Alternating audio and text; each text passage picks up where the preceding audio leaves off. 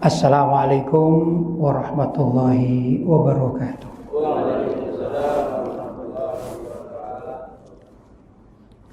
Alhamdulillah, wassalatu wassalamu ala rasulillah Sayyidina Muhammad ibn Abdillah wa ala alihi wa sahbihi wa man wala wa la hawla wa la quwata illa billah, amma ba'd.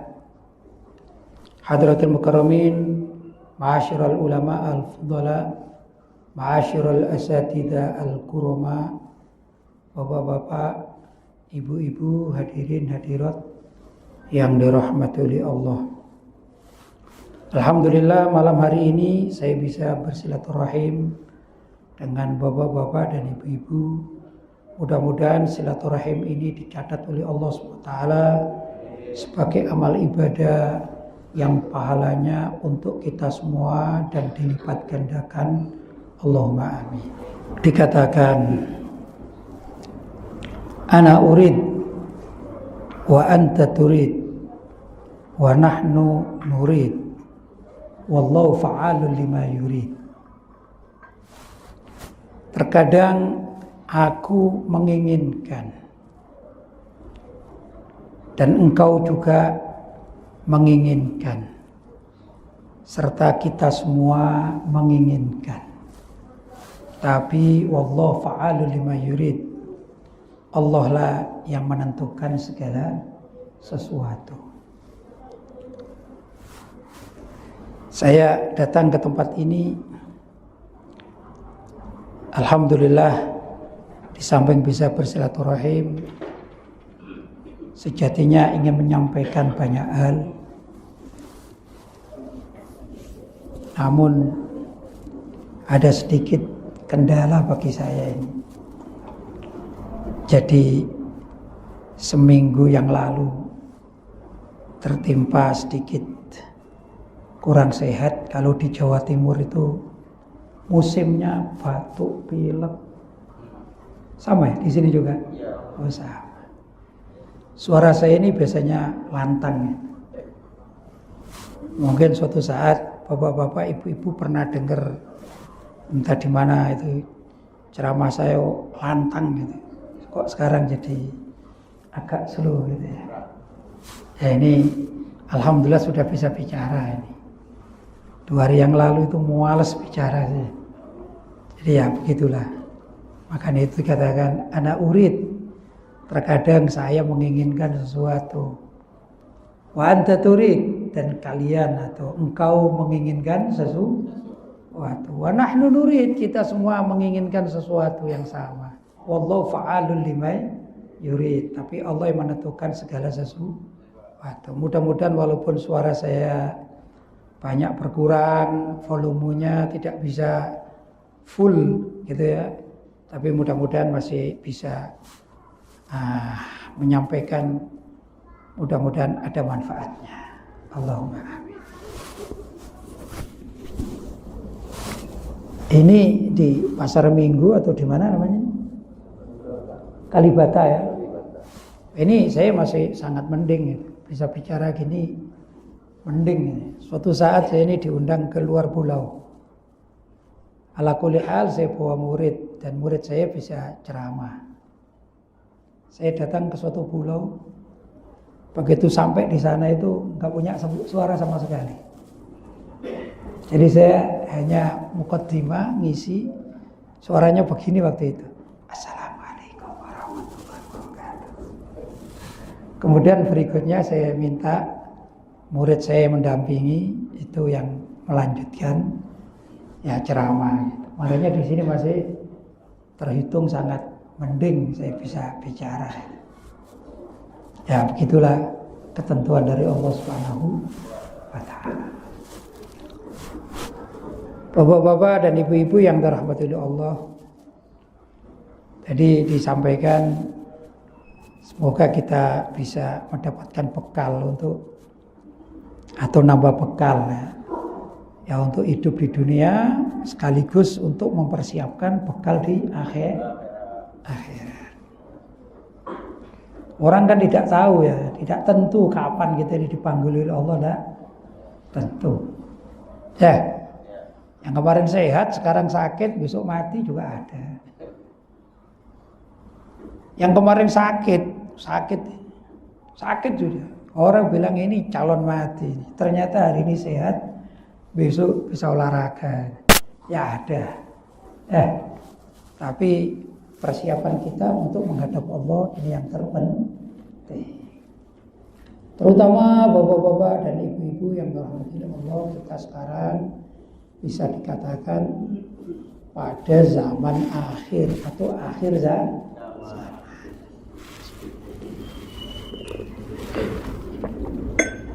Kalau Nabi kita Nabi Muhammad SAW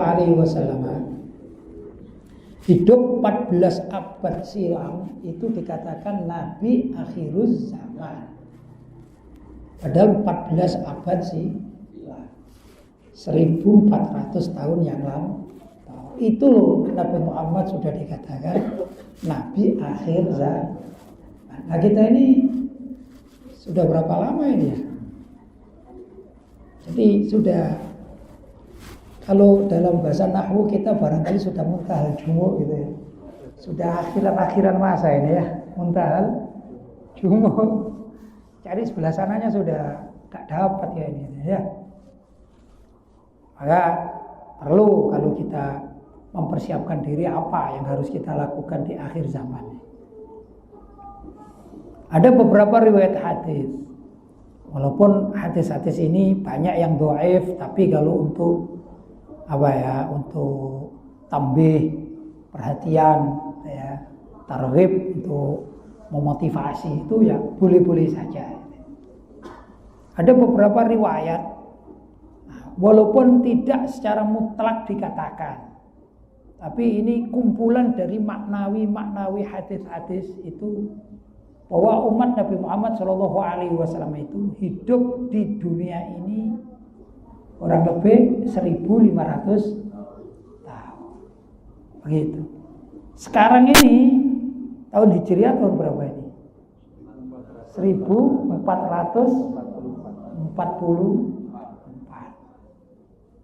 Kalau menuju 500 tahun, 1.500 tahun kurang berapa lama ini? 60 tahun. Kurang berapa? 60? Ya 66 lah. Anggap 70 tahun. Tidak lama ya 70 tahun. Ya. Nah, itu kalau mengikuti beberapa riwayat. Artinya kita ini hidup betul-betul sudah di akhir zaman. Tapi ya bukan berarti 70 tahun yang akan datang itu pasti terjadi kiamat. Tidak begitu. Tidak begitu. Kalimat penyebutan nama-nama, kalau menurut ulama-ulama Ahlussunnah wal Jamaah, terutama masalah hitungan, seperti Nabi mengatakan staftariqu ummati ala salasin wa sab'ina firqatan, bahwa umatku, kata Nabi, kelak akan terpecah menjadi 73 golongan. Itu menurut para ulama Ahlussunnah wal Jamaah tidak harus 70 tepat 70 gitu. Walaupun ada ulama-ulama yang mengumpulkan di dunia ini ada 73 golongan kelompok, sedangkan yang kecil-kecil itu ikut di dalamnya. Tapi ada juga yang mengatakan arti kalimat 73 golongan di dalam hadis itu adalah yadullu alal kasrah, menunjukkan arti jamak. Berarti bisa 100, bisa 1000, bahkan kalau sekarang ini dihitung aliran-aliran di dalam Islam, sekte-sekte di dalam Islam ini, ya kalau seluruh dunia ini ya, itu yang lebih dari 1000 ya. Maka dikatakan ya dulu alal kasrah, menunjukkan arti jamak atau banyak.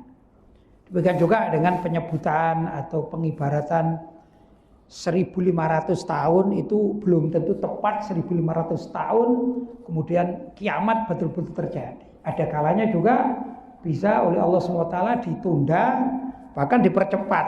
Nah, tergantung ketentuan Allah SWT. Itu menurut para pakar Ahlussunnah wal Jamaah. Tapi yang terpenting bagi kita yaitu kapan kita menyiapkan kalau memang sudah terjadi hari kiamat. Ini yang terutama. Kalau tanda-tanda kiamat, apakah sudah terjadi zaman sekarang?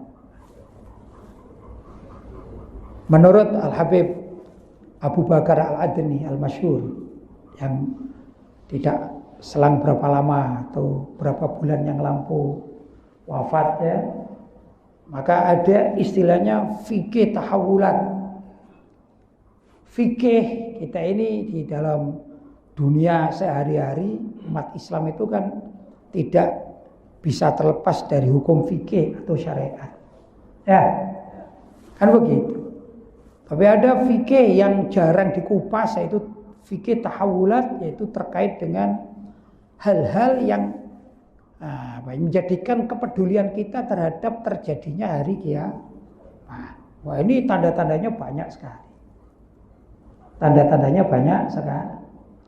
Di antara tanda-tanda, kalau seperti yang kita sering dengarkan nanti akan muncul Dajjal, itu sudah alamatul kubro, tanda yang besar. Tapi nanti di akhir masa itu akan dikatakan, akan sebelum munculnya Dajjal itu, satakhrujuk dajajilah, akan muncul Dajjal junior. Dajjal junior itu dikatakan di dalam hadis-hadis yang lain adalah salatuna kadzabun.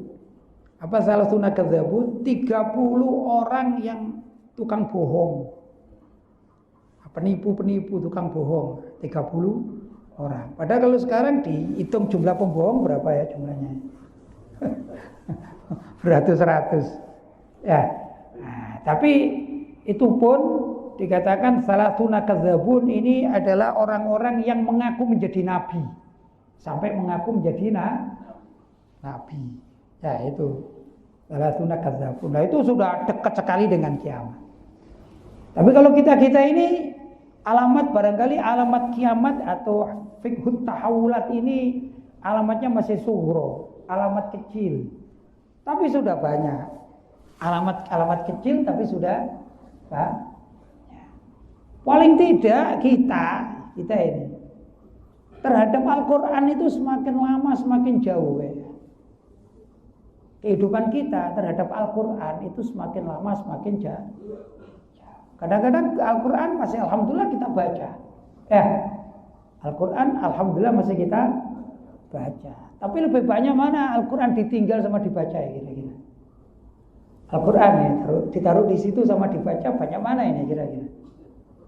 Banyak ditinggal. Kita 24 jam meninggalkan Quran kadang-kadang ya.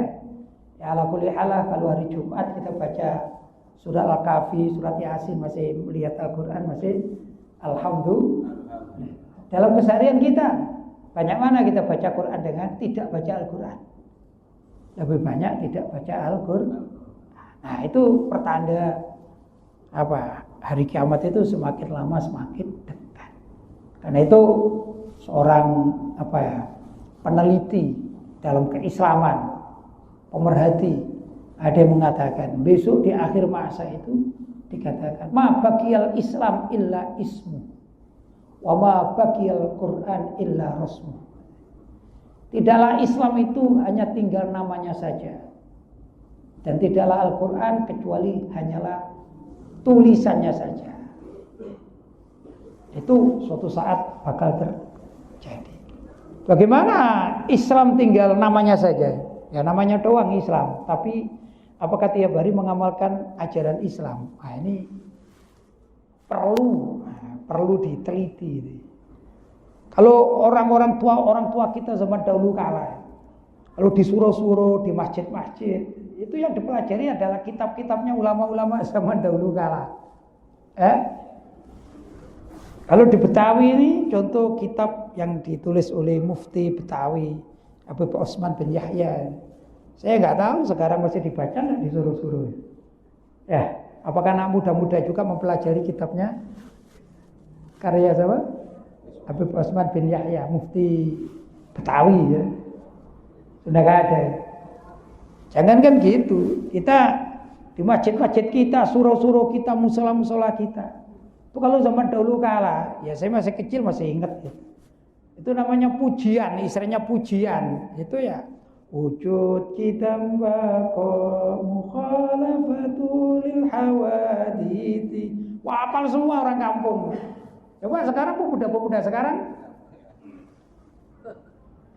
Mereka Islam, tapi jauh dari ajaran Islam. Nah, itu sedikit-sedikit Islam namanya ditinggalkan. Ma baqiyal Islam illa ismu. Islam itu terkadang hanya namanya saja. Kita ini kalau dikatakan non muslim marah-marah. Kamu bukan Islam, marah ya. Karena kita muslim. Apa? Kamu nganggap saya kafir, kan gitu kan ya. Marah kita. Tapi apa betul perilaku kita ini perilaku Islam yang beneran gitu? Nah, ini kadang-kadang juga perlu ditanyakan pada diri kita. Jangan kan gitu, mohon maaf ini bukan menyindir siapa, bukan. Ini kita bicara realita. Ibarat saya ada di dalam situ, ya saya menggaruk gatal sendiri kan gitu kan, luka sendiri kita garuk. Ya, karena saya masuk di wilayah-wilayah kita semua. Gitu. Tapi nyata gitu kadang-kadang. Alhamdulillah kalau kita ke masjid, ke musola ini Masya Allah pakaian kita masih Islami, betul ya. Tapi kalau kita ke mall kira-kira nggak semua orang mau berpakaian Islami, ya nggak semua orang. Kadang malu kita kan gitu. Apa pakaian gitu kok dipakai ke mall gitu ya. Mall itu yang necis, yang gini kan gitu. Itu kita. Jadi gambaran mabakal Islam illa ismu itu ya sangat banyak terjadi di masyarakat. Banyak terjadi di masyarakat. Itu dulu ada seorang seorang sekuler liberal. Zaman dulu ini. Itu dari Partai Liberal Inggris. Namanya Gladstone. Jadi zaman apa ya? Masih perang dunia. Perang dunia kedua waktu itu ya. Itu zaman dahulu kala. Zamannya Indonesia dikuasai Belanda. Zamannya bom Kawasaki. Ya, Hiroshima Kawasaki zaman itu. Jadi zaman kita belum merdeka. Ada seorang tokoh namanya Gladstone. Tokoh dari Inggris, dari Partai Liberal. Itu merancang suatu strategi agar umat Islam itu jauh dari ajaran agamanya. Begitu. Banyak. Di antaranya itu dia menerapkan yang namanya 4F. Ini. Untuk lebih mudah dihafal namanya 4F. Apa itu? Pertama fun. Fun itu hiburan. Jadi umat Islam di dunia ini dibuatkan hiburan-hiburan yang sekira dengan hiburan itu orang akan lupa untuk membaca Al-Quran dan lebih senang nonton hiburan. Macam-macam hiburan ya di dunia ini. Mulai dari hiburan yang sifatnya alam, kayak rekreasi atau traveling gitu ya. Coba orang lagi traveling di saudari Al-Quran kira-kira pilih mana ini? Orang mau berenang di saudari Al-Quran pilih mana itu? Pilih renang apa baca Al-Quran? Pilih berenang kan gitu. Semacam traveling seperti itu, fun. Belum lagi seperti dibuatkan film-film. Ini film-film kan luar biasa ya. Zaman film barat, film ini kan luar biasa. Itu pengaruhnya juga besar. Bukan sekedar film barat. Kalau sekarang film segala macam ya. Dari India, dari Cina, dari mana-mana, dari Korea ya. Kan gitu, drama Korea, drakor. Itu kan menyedot perhatian umat Islam. Coba anak muda ini yang suka drakor itu ya. Begitu nonton drakor kasih Al-Quran. Kira-kira mau baca Al-Quran apa ngeliat drakornya? Nah itu artinya apa?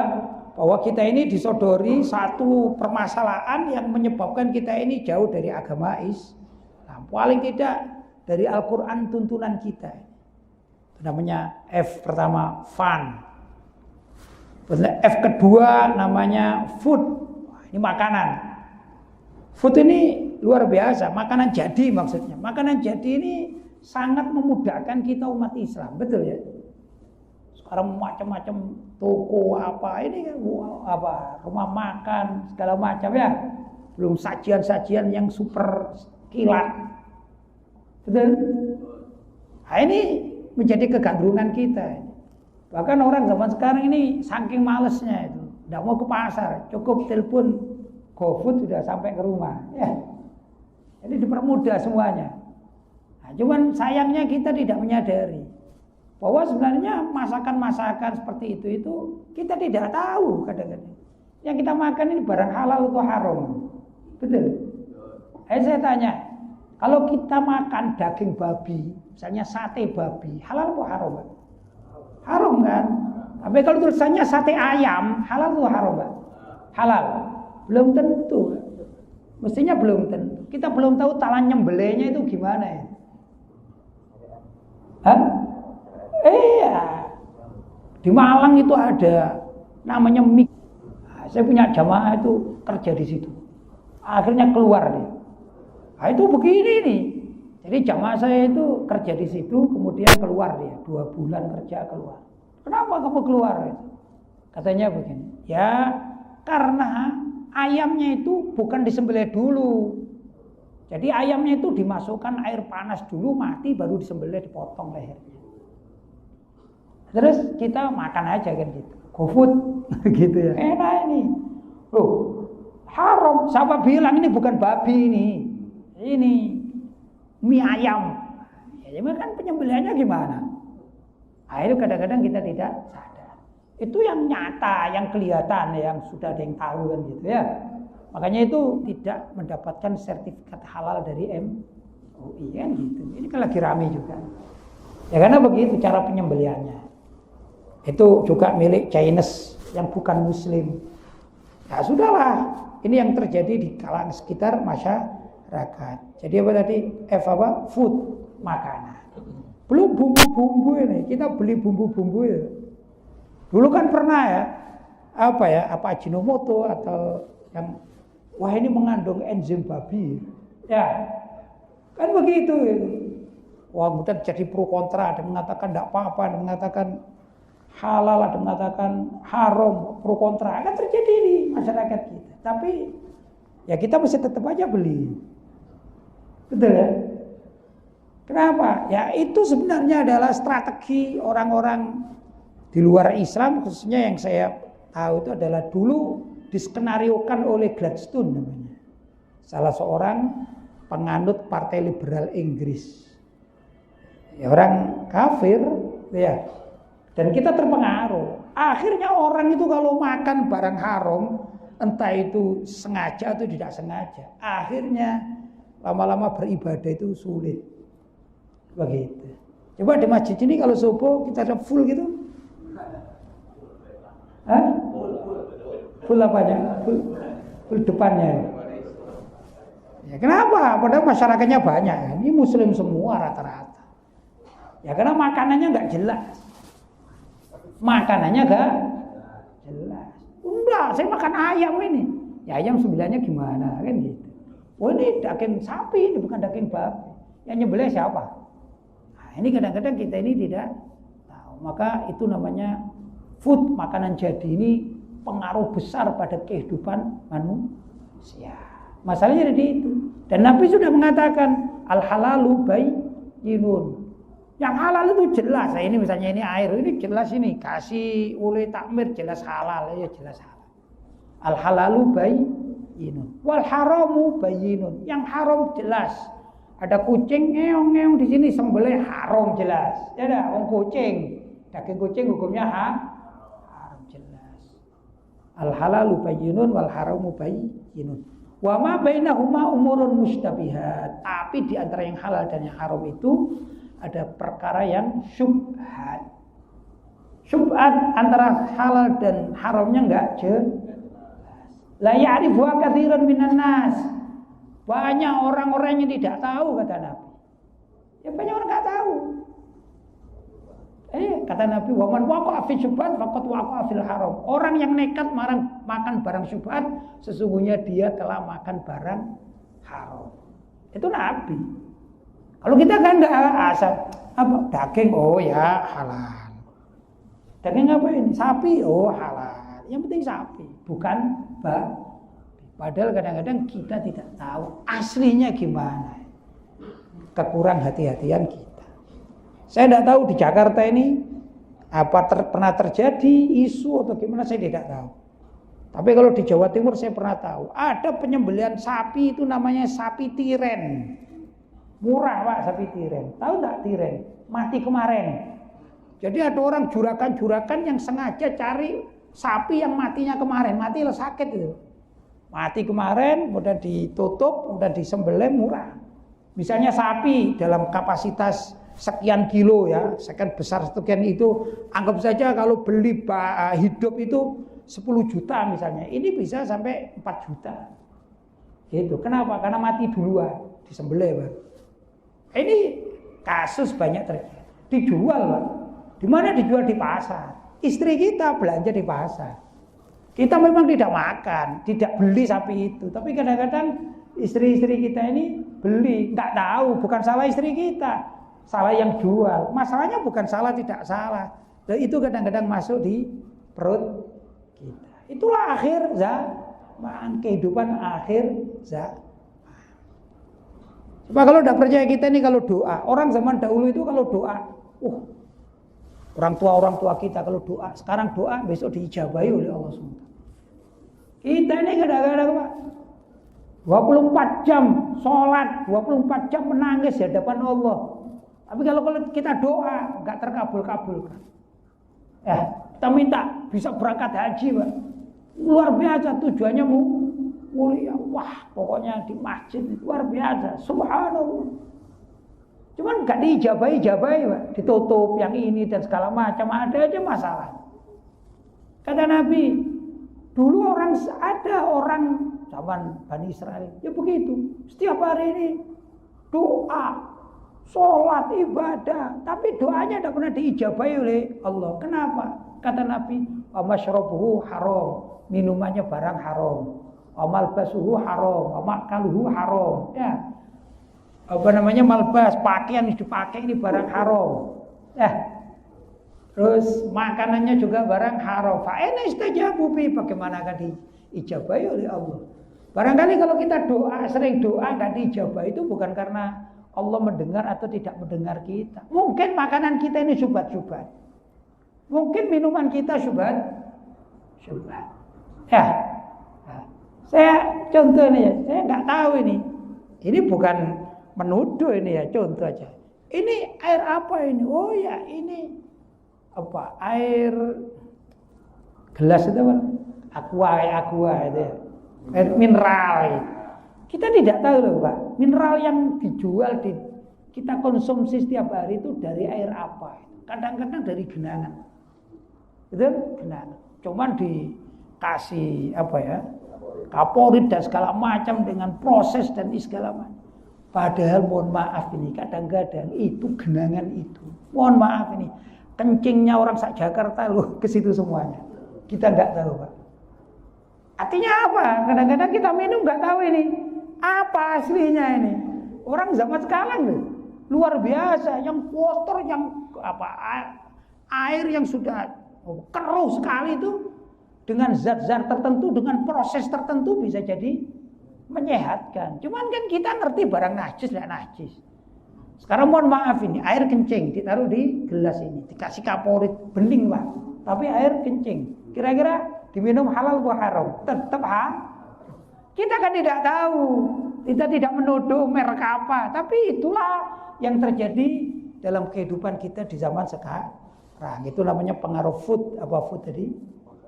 Makanan otomatis juga minuman. Pertama tadi apa tadi? Fun, food, fight. Fight itu pemikiran, Mbak. Nah, sekarang ada istilahnya ghazwul fikri, perang pemikiran. Zaman sekarang ini begitu. Zaman sekarang. Ya, ghazwul fikri, perang pemikiran. Lu dari pakaian-pakaian anak muda ini kan sudah luar biasa ya. Jadi suruh mengikuti kebiasaan Rasulullah Shallallahu Alaihi Wasallam itu sulit. Sulit. Mohon maaf, bukan berarti saya ini sudah super menggunakan apa yang ada dalam hadis-hadis, bukan begitu. Saya juga banyak kekurangan. Wong kita ini mohon maaf, ini baju muslim kita ini yang kita pakai. Takwa ini. Itu aslinya kan bukan baju muslim. Itu bajunya Bruce Lee gitu. Lalu bapak-bapak kalau yang suka film Bruce Lee sama dahulu kala, Bruce Lee itu pakai kayak gini-gini, cuman warnanya kuning sama hitam zaman itu. Kadang-kadang merah, Cina kan dia. Kadang-kadang Ala kulli hal, kita melihatnya itu seneng, akhirnya kita Islamkan, kita Islamisasi pakaian Bruce Lee itu. Ya, kita Islamisasi. Jadilah pakaian semacam demikian. Padahal Nabi Muhammad SAW itu hendak tiap hari menggunakan gamis. Nah, kita jarang punya gamis, tapi ala kulli hal kita menggunakan baju koko semacam itu. Makanya namanya baju koko kan. Koko itu ya bahasa Cina, bajunya koko, kakak koko. Ya, laki-laki Cina panggil koko. Ya ala kulli hal lumayan masih diputihkan jadi diislamisasi, namanya islamisasi budaya. Ya boleh, saya boleh, nggak haram, kita kan nggak haram. Tapi secara jujur sebenarnya kita ini tradisi kita sudah terdegradasi oleh kebiasaan orang-orang kafir. Lagi zaman sekarang, lagi Desember, luar biasa, terpengaruh. Jangankan remaja-remaja itu, takmir masjid itu loh kadang-kadang ucapkan selamat Natal ya, takmir masjid itu. Ini terdegradasi kita ini, Pak. Moral kita ini. Kenapa fight? Apa fight? Pemikiran-pemikiran itu disodorkan kepada umat Islam sehingga umat Islam itu menjadi malu dengan tradisi agamanya sendiri, senang dengan tradisi agama orang-orang di luar Islam. Itu kata Nabi begitu, besok di akhir masa kata Nabi. Itu mereka ada dua kelompok. Itu akan mengajak umat Islam sampai masuk ke lubang biawak pun umat Islam akan mengikutinya. Apa hum ya Rasulullah? Kata para sahabat, siapa dua kelompok itu ya Rasulullah? Kata Nabi, al-Yahud wa Nasara, orang Yahudi dan Nasrani. Wah, orang sekarang ini bangga Pak kalau berpakaian baju-baju Nasrani kalau sudah tanggal 25 Desember itu, wah, yang jualan-jualan pakai ya baju center class, yang jualan trompet orang kita, yang beli orang kita, tetet-tetet yang main orang kita, tahun baru pun demikian, bangga. Ini terjadi gara-gara apa? Fight tadi itu. Sebenarnya ini adalah skenarionya orang-orang di luar Islam, khususnya Gladstone, strategi musuh. Ya, fight. Yang keempat adalah fashion. Hampir sama. Fashion adalah ya tata cara busana. Busana kita ini kalah, Pak. Busana kita ini kalah. Busana Muslim kalau Nabi Shallallahu Alaihi Wasallam ya senang menggunakan imamah, rida, komis, begitu ya. Tapi sekarang kan enggak. Jadi misalnya orang-orang mau ke musola, ke masjid aja menggunakan seperti ini, itu pun enggak semua. Bahkan ustadz sekarang, zaman sekarang ini malah lebih seneng menggunakan pakaian tradisional, seperti batik misalnya. Kita kan rapat menggunakan batik ini.